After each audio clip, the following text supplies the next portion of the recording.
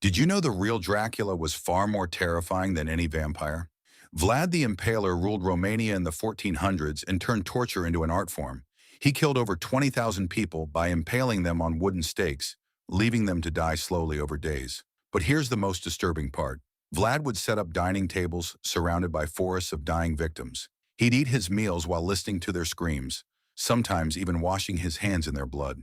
His reputation became so horrifying that entire Ottoman armies would flee rather than face him.